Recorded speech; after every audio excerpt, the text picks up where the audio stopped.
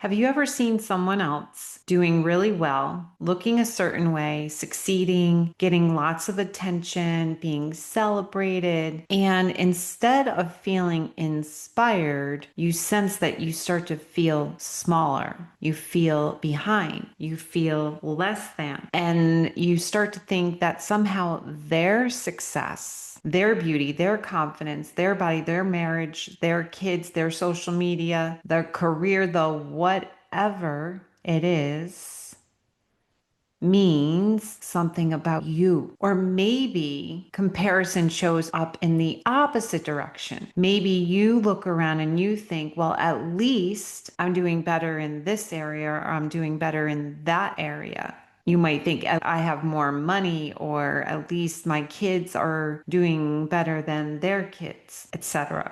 And for a moment, you might feel relief. It might feel like, oh, I feel good about myself. You feel superior. You feel safe. But here's what I want to explore today, because both of those reactions are a part of a trap. Comparison tells us that there are only two places where you can land. You can be above someone, or you can be below someone. You can be better than them, or you can be worse. You can be winning, or you can be losing. You can be enough or be not enough. And the inner controller loves comparison, because comparison gives the inner controller something to measure. It can give it something to track. She can have something to manage. But here's the thing: comparison will never bring us freedom. It'll never bring us inner peace. The goal is actually to stop using comparison as a measurement for our worthiness. Hey, and welcome to Masks Off Inner Freedom for People Pleasers and Perfectionists. This is a podcast for those who are tired of holding it all together.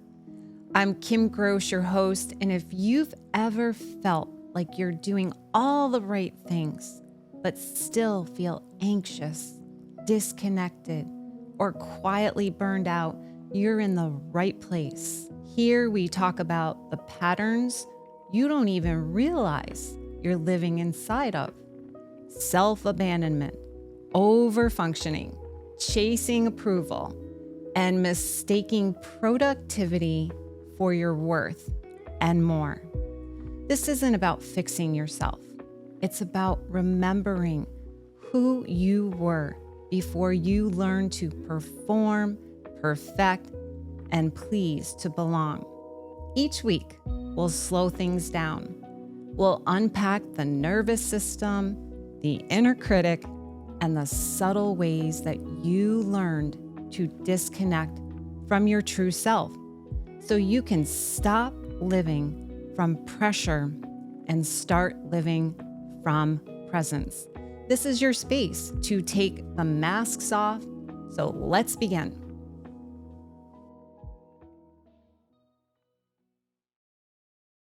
Today, I'm talking about the comparison trap and why the inner controller measures your worth, and how comparison keeps you stuck either in inferiority or superiority. And more importantly, I want to talk today about how you can bring yourself back home to yourself. Because the ultimate goal is not to rank yourself. It's not to compare how worthy you are or whether your worth is even inherent. So let's start first by naming what comparison can actually look like. Because sometimes it is obvious when we're comparing, but then other times it can be very subtle. So the more obvious ways that we can tell we're in comparison is when we're scrolling social media and we feel like everyone has it better than us. Everybody is more successful, more confident. They're aging better than us. Their marriages are better. Their kids are better. Their careers are better. They have better vacations. You get the point. But sometimes comparison can show up when you walk into a room and you instantly start scanning and you start asking yourself, who does look better than me? Who is more successful? Who has aged? Who does seem happier? who does seem more confident, who's getting more attention. And this can happen just so quickly, so automatically that we aren't even aware that this is going on inside of us. It can feel so automatic.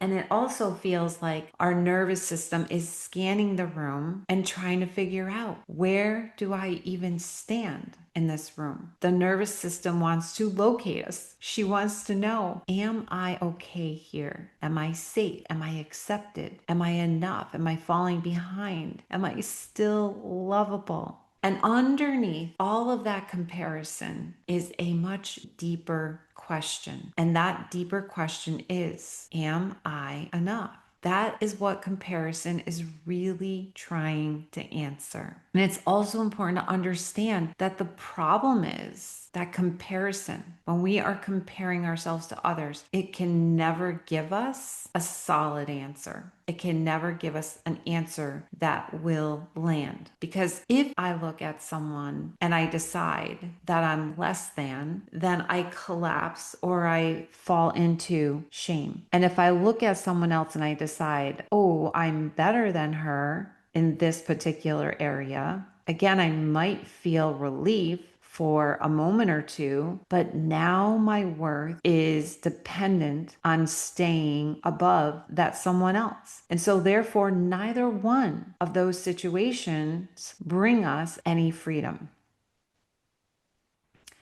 To go a little bit deeper on this idea that there are two sides. There are two sides to comparison. There's the inferiority side, and then there's the superiority side. And I can honestly tell you that I spend time in both. And I think it's an important piece because we usually just talk about comparison from the standpoint of feeling inferior. We don't really spend as much time talking about it from the superior side of things. We talk about the ways that we can compare ourselves and not feel good enough. And of course, this is a really big part of comparison because we see someone with something that we want or something that we think we should have or we're supposed to be doing. And we might think that something is missing in us. And then we start to feel this sinking feeling. And so we feel ashamed, we feel jealous, we feel inadequate, we feel like we're failing, we're not enough. And we feel like everyone else got the memo on how to do life and we didn't. And so we feel like we're falling behind. And that can be a painful place to be. That is the I'm not enough side of comparison. And it can be super painful. Sometimes, though, we compare and we feel superior. We're feeling good. We're puffed up. We're standing tall with chest out and we feel like, okay, well, at least I'm doing better than that person. I make a shit ton more money than that person does. At least my kids are doing better. They're going to amazing colleges and they have these amazing jobs. Or, well, at least I'm evolved. I'm way more awake and conscious than that person is. I'm so much more self-aware than he is. And my relationships look way better than hers does, or I'm a lot healthier than so and so, or I'm more successful. And so this makes us feel safe inside for the moment. And again, I want to reiterate that superiority still is not freedom. Superiority is this conditional worth. I'm feeling worthy if I'm doing all these things. I'm okay because I'm doing better than so and so. And then if our worth depends on being above someone else, we're still trapped because now we have to stay in that above place. We have to keep proving, we have to keep measuring. Now we have to keep ranking. So whether comparison makes us feel inferior or superior, it still is keeping us focused outward. We're still outside of ourselves and we're still looking at the world to tell us whether or not we are worthy. And that is the trap. In my book, I share a story about the golden Buddha statue. And this is a story that's been around for a long time. And the story goes that there's this ancient Buddha statue that was covered in clay. The clay was thick, it was dirty, it was dusty. The reason that the Buddha statue was covered in clay was because it was there to protect the statue during a time of danger. There was a lot of war going on, so the clay protected the Buddha statue.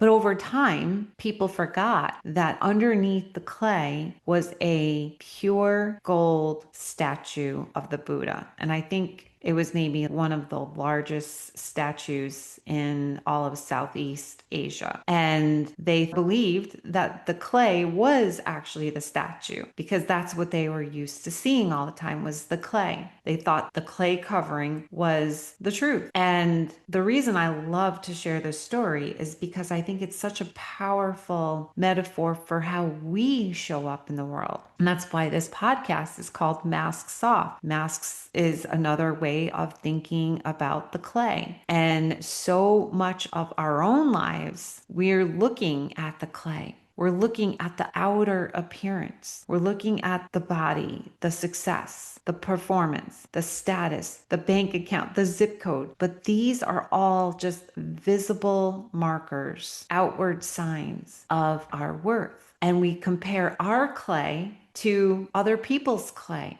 That's the irony in all this. We compare our body to somebody else's body, or we compare our success to somebody else's success, or marriage, or kids, social media numbers, the followers that someone has, how much someone has healed versus not. And while we do that, when we're comparing our clay to someone else's clay, we forget the gold. We forget the truth of who we are underneath all of that. And we forget that our worth is not dependent on how we look or how we perform. We forget that we are inherently worthy just because we were born. But the problem with comparison is that it keeps us staring at the clay.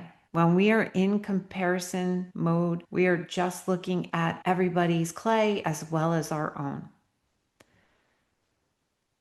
And healing, on the other hand, invites us to remember the gold, not just in ourselves, but in other people too. One of the things that I've been doing for a long time with my kids is that every birthday and Christmas, I get them each a card. And in the card, I tell them how much I love them and care about them for who they are inherently, for their essence qualities, for being honest, for being courageous, for being joyful, for being sweet. Whatever their inherent values are is what I call out in these cards. It's sharing the gold that I see in them.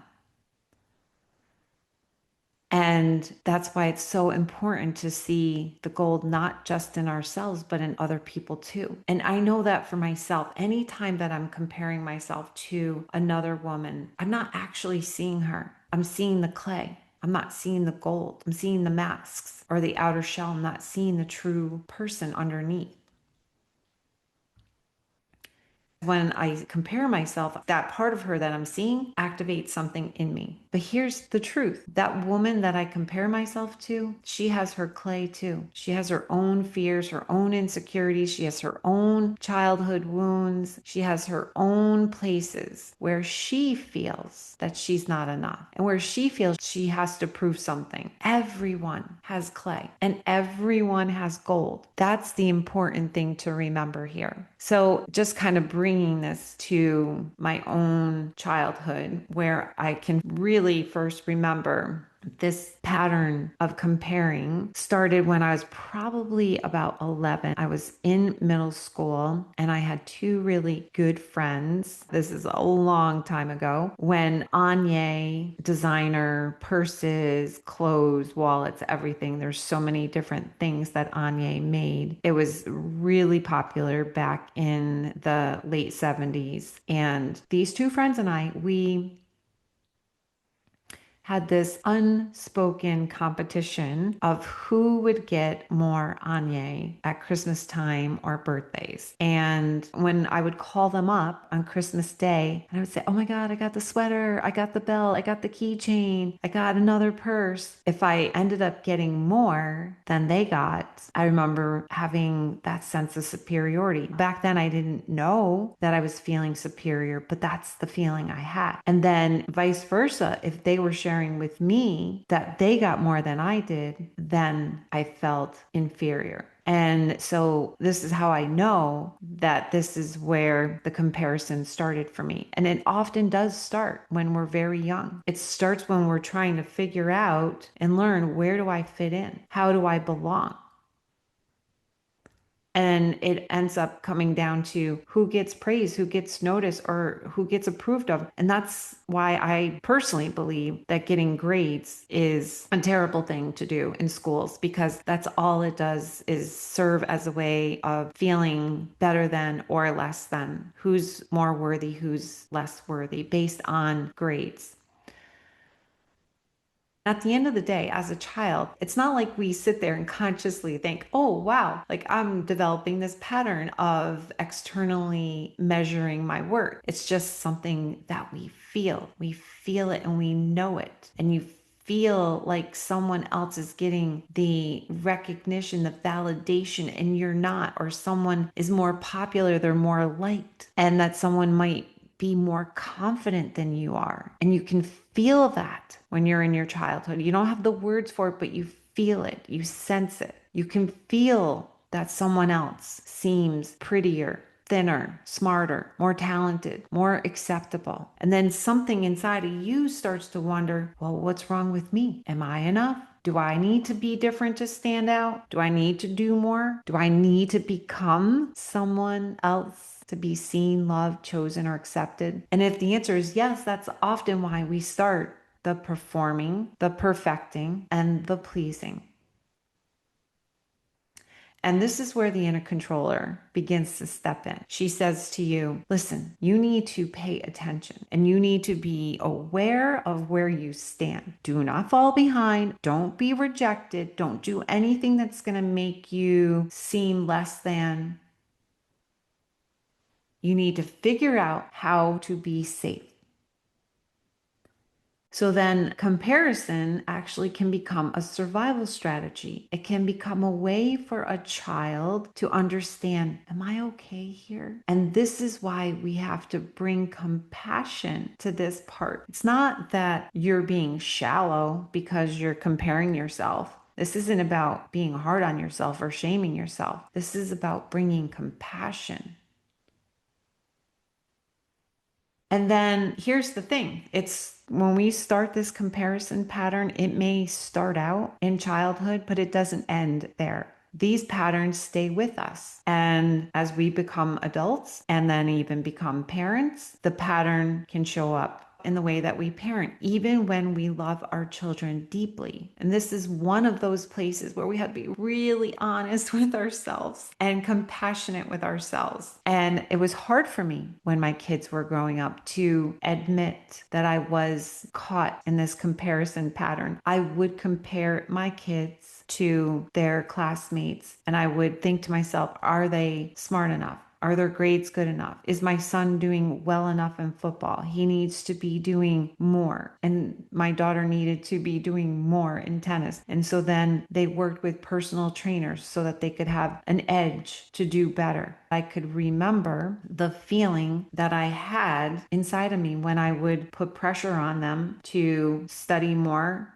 get better grades, get lessons to do well on the SATs, or like I said, even in sports, and to join as many clubs as possible and make sure that at the same time you have lots of friends and you're getting invited to all the parties. So essentially, I was trying to make them be me, the version of me in high school. And on the surface, it might have looked like I was concerned, might have looked like concern. It might look like I'm trying to do what's best for them. I just want them to be successful. And of course, as parents, we do want our kids to be okay. I didn't want my kids to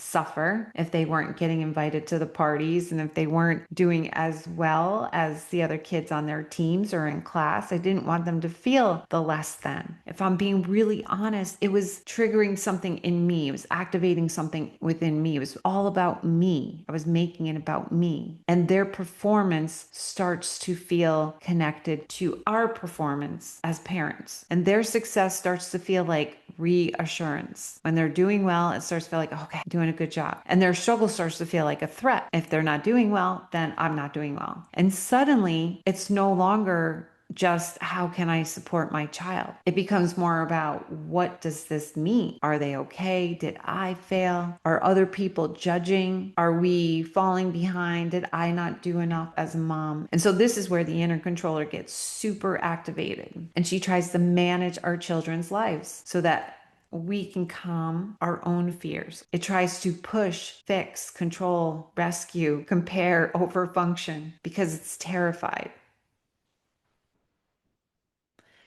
And I want to be really clear again, this is not about shaming ourselves. It's really about seeing the pattern. It's about the awareness. That's why I'm sharing all this. Not to shame you, not to shame me, but to help us become aware of the pattern so that maybe we can see where our fear is or see our own childhood wound, see our own need for reassurance. And then the invitation is to come back to love, come back to presence, and come back to the child that is actually in front of you, not the comparison child. We can ask ourselves, am I responding to my child right now, or am I responding to my fear? And then that question right there can create so much space.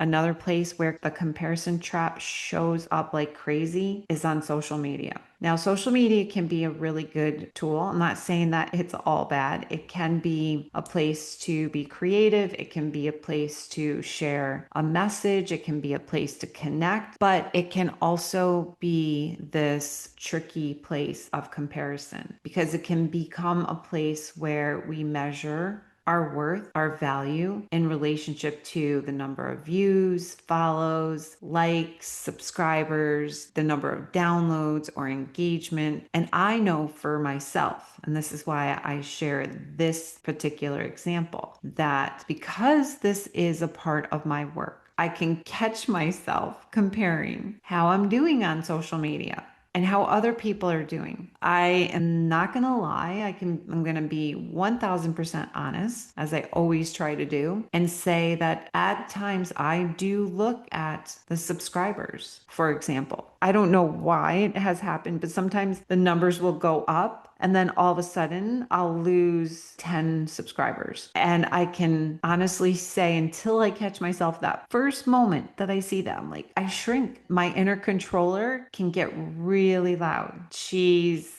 saying that I'm not good enough, or she might say that this one or that person is doing so much better on social media, that they have it all figured out. They're really good. They're so creative. Maybe my message isn't good enough. Maybe I'm not polished enough or I'm not savvy enough. And then when a post of mine does do well, my inner controller starts to swing the other way and she's like, oh my God, okay. Wow, look at this. We're okay now. We are being validated. We can relax. We're good enough. And here's the thing. It still is a trap. It's a trap either way because my worth is dependent on whether a post does well or whether it does not do well. I'm living in this roller coaster of external validation. And that's exactly what the inner controller does. She tries to use the external evidence to create internal safety, but it never lasts because then I just need to keep performing. I need the next post to do as well. I need the next episode to do really well, the next comment, the next sign that I am enough. And that is freaking exhausting. And so social media becomes painful when it stops being a place where we just share from truth and it becomes this mirror of our worth. And I have to remind myself, I swear to you, I have to remind myself over and over again.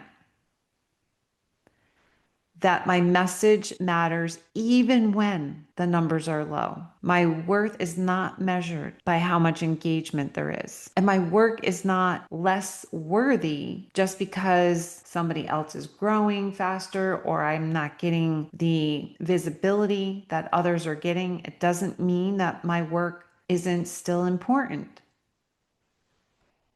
I can be inspired by somebody else's work without shrinking myself. I can celebrate someone else without abandoning myself. And then I will share the one that is the most tender, vulnerable places for me personally when it comes to comparison. And that is my body image, my weight, how I look, how I feel in my body, how I imagine other people are seeing me, seeing a photo, trying on clothes, going to my high school reunion, which I just did a couple weeks ago, being around people from the past, going into the gym and being around people who might remember a thinner, smaller version of myself.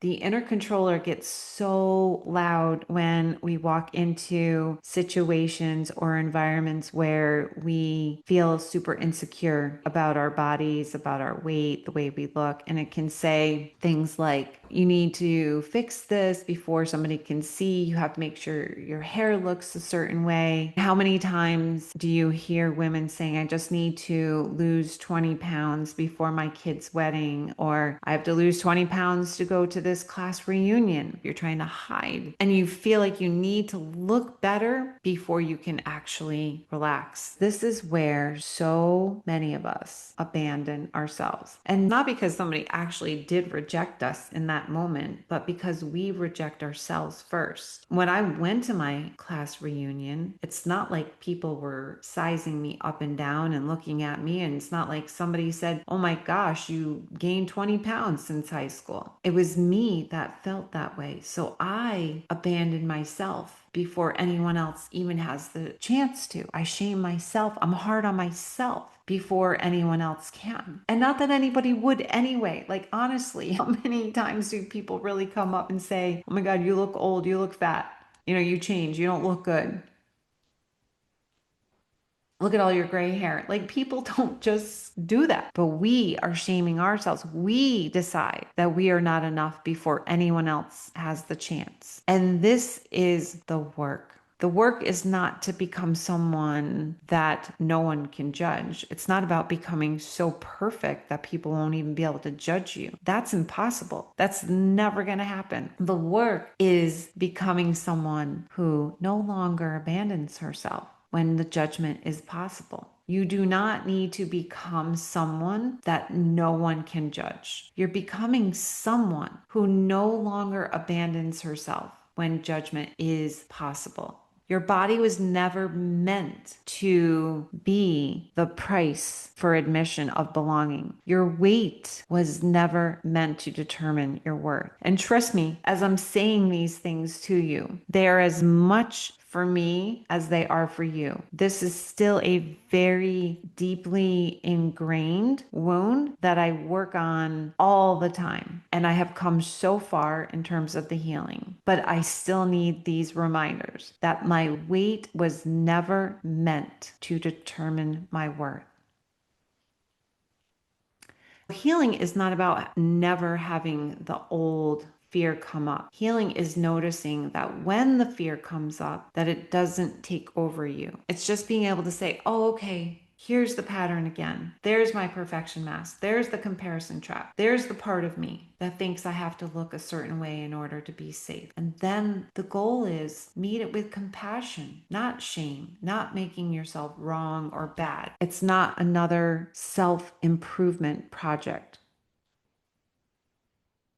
It's about having compassion. Because the part of you that is comparing your body is just trying to protect you. It's your inner controller. She wants to protect you from rejection, from shame, from not feeling worthy enough. But you, the loving, wise self, can lovingly remind that part that your body is not a measure of your worth. And you belong to yourself right now. It's important to understand, why does she want to compare so much? Because when your inner controller is comparing, she believes that if I can see where I stand, then I can adjust. If I can figure out who's ahead of me, then I can catch up. If I can figure out who's better than me, then I can become more like them. If I can figure out who's judging me, then I just find a way to protect myself. I can become more impressive. I can become thinner. I can become more successful, more evolved, and then I'll feel safe. But here's the thing, the inner controller is never satisfied, never satiated. There's always going to be someone who's thinner, someone who's prettier, more successful, has more followers, has a better looking marriage, who has more money, has the better zip code, someone whose kids seem to be doing better. There will always be someone that your mind can use against you if your worth is up for debate. That's why the comparison is endless, because the inner controller is looking for certainty in a place where it doesn't exist. And again, that's why the inner controller wants to control so much, because she wants certainty, and certainty does not exist. What's the cost of this comparison trap? There's such a high cost to it. First of all, when we're in this place, it costs us our presence. It pulls us away from our own life and into someone else's. It disconnects us from our own true path. It turns other people into threats instead of letting them be fellow humans. It makes someone else's success feel like evidence that we failed or we are a failure. And it makes someone else's beauty feel like evidence for our own inadequacy. It makes someone else's struggle feel like evidence of our superiority. And all of this, at the end of the day, blocks true connection, true connection. And that's what we're wired for. That's what we desire, is to feel connected, be connected. The problem is that when we are comparing, we're not truly seeing the other person. We're ranking, we're evaluating, we're measuring, we're deciding who's above and who's below.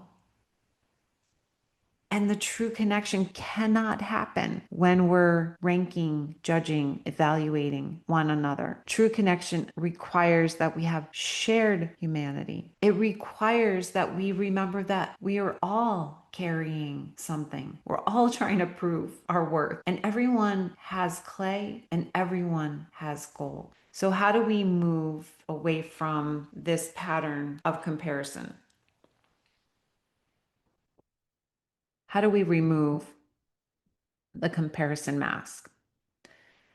First of all, it's not by pretending that we never compare. It's not about proclaiming that, like, yeah, I don't complain, and pretending that doesn't even exist, because that's not going to work. And it's definitely not going to work if we shame ourselves or make ourselves wrong or bad for comparing to other people. It just adds another layer of suffering. It's the second arrow for sure. We move from comparison through having more awareness, having more compassion, and more shared humanity. So instead of saying something like, she has something that I don't, we can practice saying, she's a human too. Or instead of saying, I am behind, we can say, I'm on my own path. And instead of saying, I am better than her, we can say that we are both carrying things that no one can fully see. And again, I recognize that these mantras may seem like fluff and it's easier said than done. And it may move the needle and it may not. But at the end of the day, it's a starting point, right? It's a starting point. And the more that we do our own inner work and our own healing work, and we feel safe and secure in who we are, then we will be able to let go of this pattern because our inner controller will be able to relax. So as you move through this week, I just want to invite you to notice when you are comparing. Notice when it shows up. Notice who activates this comparison in you. And then you can notice, do I feel inferior? Do I feel superior? Which wound does it touch? And then instead of shaming yourself or making yourself wrong or bad, just get curious. What is it that my inner controller is trying to protect me from at this moment? What am I afraid this means about me? And where am I being invited to return to myself?